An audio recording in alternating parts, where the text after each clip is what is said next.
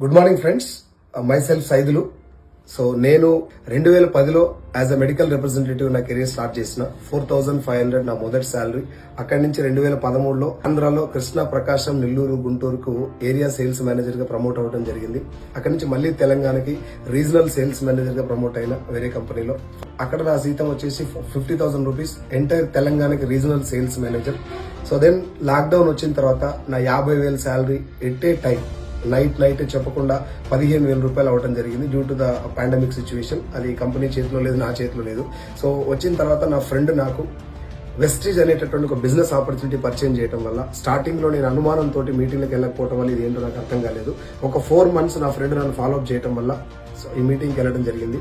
మీటింగ్కి వెళ్ళి అసలు నెట్వర్క్ మార్కెటింగ్ అంటే ఏంటి, దాంట్లో వెస్టీజ్ అంటే ఏంటి తెలుసుకున్న తర్వాత నేను ఒక 13,000 వచ్చేంత వరకు 6 నెలలు నా జాబ్ చేస్తూ పార్ట్ టైం వెస్టీజ్ చేయడం జరిగింది. ఆ తర్వాత నెట్వర్క్ మార్కెటింగ్ లో ఉన్నటువంటి భవిష్యత్ ఏంటి, దీంట్లో ఒకవేళ మనం దీన్ని కెరీర్ గా తీసుకుంటే ఫ్యూచర్ ఎలా ఉండబోతుందని చెప్పి తెలుసుకున్న నేను మీటింగ్లు అటెండ్ అవ్వడం జరిగింది. My great leader mentor MSR గారివి 30-40 మీటింగ్స్ అటెండ్ అయిన తర్వాత I came to know that this is the future of India.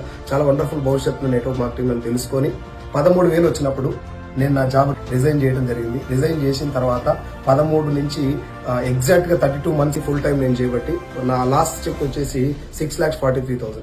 So దీనికి అంతటికి 2 కారణాలండి. ఒకటి నెట్వర్క్